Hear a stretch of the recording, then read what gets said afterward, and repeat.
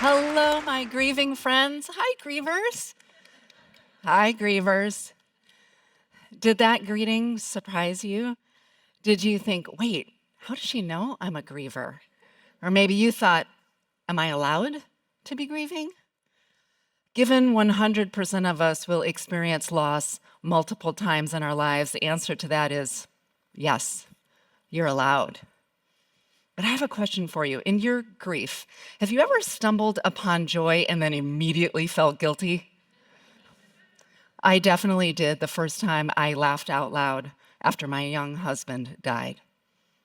And if you've survived cancer like me, you might also find it difficult to be amazed by something like the sunlight rising at dawn when the long, dark shadow of that disease still lingers. I know it can feel like the world is a relentless force taking from us all that we hold precious, because it is. And it's the same force that gives us what's most precious too. As a social worker, grief guide, and activist, I've spent a career railing against our culture's use of toxic positivity to deny our pain, and felt enraged by the grief illiteracy causing us all so much harm. So I wondered how I dared get up here today and invite you to focus on the vitality of living. It was in a conversation I had on my podcast, Grief is a Sneaky Bitch, that taught me that's actually what I've been doing all along. I spoke with Cecily Saraski. She's a mother whose teenage son died after accidentally ingesting a lethal substance. And what she shared is that before his death, she used to think that the continuum in life that mattered most was moving from sadness to happiness.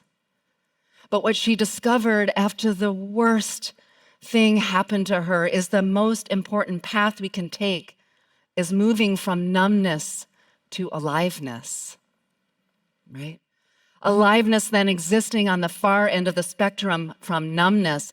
Aliveness reminding us that we all hold within us the full spectrum of human emotions, from anguish and rage to astonishment and wonder. And that to be with them all offers us a renewed vitality we are so desperately longing for, aren't we? And that's why I'm on a mission to center aliveness in a world full of loss, or as poet Jack Gilbert so eloquently asked of us, to have the stubbornness to accept our gladness in the ruthless furnace of this world. Now, sadly, our culture reinforces actions that lead to numbness and deadness instead. Most of us in this room are skilled and practiced at avoiding, controlling, distracting, dissociating. I'm seeing some knowing nods there. Yeah, right. Now, don't be mistaken. Aliveness is not a synonym for happiness. It doesn't require us to always walk around being cheerful and positive and grateful. And don't panic. Aliveness doesn't require us to jump out of airplanes or scale high peaks either, I promise. It simply means we don't get to choose our emotions a la carte. That to lean into our aliveness, though counterintuitive and certainly countercultural, is to feel everything, to build our capacity to hold and welcome and metabolize both our individual grief and our collective grief. We must be present to what animates us too. The musculature, the strength and flexibility required to attend to our sorrows is the exact same that allows us to engage with hope, feel connected, nurture our souls. So I'm not standing up here today asking you to choose between either bearing witness to your grief or being actively astonished by the beauty of this world. It's not either or, it's both and. When I invite my clients to be with their grief, yes, I'm serving as a safe container and witness as they find the courage to turn towards their loss, to discover that they are a companion to their sorrow rather than being their sorrow. And in equal measure, I remind them that if we don't allow delight to dazzle our senses, if amazement doesn't make us breathless from time to time, if the only story we tell ourselves and one another includes the hardness and depravity of this world, then we lose twice. I know how challenging it can be to center aliveness in our daily lives. It was so important to me that I had a reminder tattooed here on my arm. This black band represents honoring the dead, while the ampersand and blooming flowers remind me to also focus on the beauty of living. Don't panic. I'm not up here saying you have to go get a tattoo, although you do you.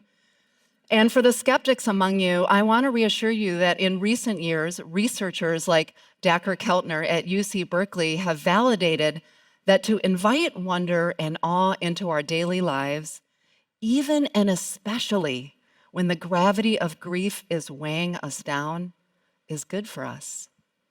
It's good for our emotional, our cognitive, our physical, our relational, our spiritual well-being. It's even a healing and a generous act, because when we choose a reverent approach to the expansiveness of our lives, we're more likely to engage with the world and one another with more empathy, generosity, altruism, compassion. It was in January of 2023 that I was given yet another chance in life to practice centering aliveness. Those chances, by the way, are what I like to call AFGOs, which stands for another fucking growth opportunity. I'm guessing a few of you in this room have had a few of those. It was just 10 days before the manuscript for my first book was due to my publisher, and about a month before I was scheduled to take the TEDx stage, I was diagnosed with triple positive breast cancer. If you've received similar news, you know I was devastated and shocked. And for me, that call came after more than a year of being misdiagnosed.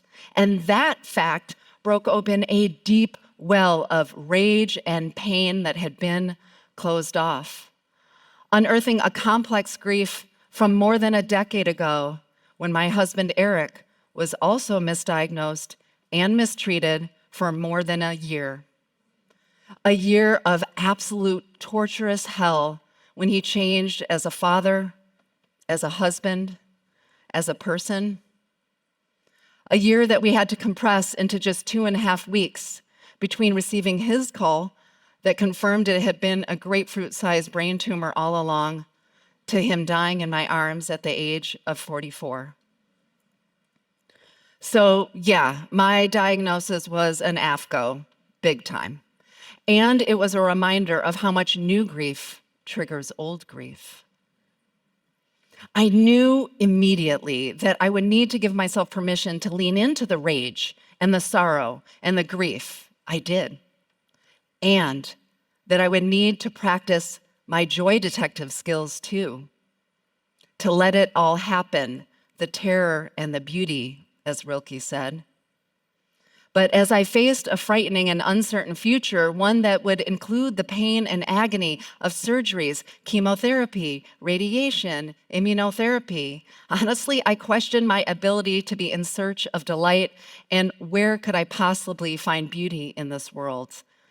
Friends, I desperately wanted to be dazzled, but I also didn't want to face the world. I didn't know how I could. But then I did what I ask other people to do. I did what the research told me to do. I did what my body and intuition told me to do. For starters, I asked for and willingly received help. You might be thinking, duh, revolutionary, I know, but how many of us in this room have practiced that skill? That's what I thought. So, I committed to saying yes to all offers of help, and I was awed and inspired by the moral beauty of others, from podcast fans I have never met, knitting caps to cover my bald head and sending beautiful poetry to my inbox, to acquaintances and friends flying across the country to be with me when they shaved my head bald, when I sat for hours in the chemo chair, hands and feet submerged in ice. I also prioritize putting myself in the way of beauty, as Cheryl Strayed instructs us. And so I made a plan to be with the vista I love the most, the ocean. I made my way to the Pacific to meditate before each of my 12 weekly chemotherapy sessions. And I gotta say, though I intellectually knew it would be good for me, I was profoundly surprised at how being able to find any beauty at all in this world opened the door to hope. And still, as my body became increasingly disfigured, I was tempted to retreat further into isolation. But knowing that collective effervescence is a path to aliveness, I muscled up the courage to arrive on my mat at my local yoga studio a few days a week. It turned out that the risk of arriving vulnerably was worth the reward because strangers became neighbors and friends. I felt loved. I found belonging. And I paused. Part of centering aliveness is remembering that we're human beings, not human doings. It's an invitation to get still, which feels practically impossible for most of us, doesn't it? So when the days came that I was physically incapable of leaving my house, when the chemo brain meant all I could do for hours was stare at a wall, I let myself. I let myself stare at the wall for hours. I was a human just being. But friends, you don't have to wait for a cancer diagnosis or the death of a loved one to practice centering aliveness. So here are 7 daily rituals to choose from, practices that will help you move along that continuum away from numbness as you build the musculature of aliveness. And the good news is you've already started, because number 1 is seek community.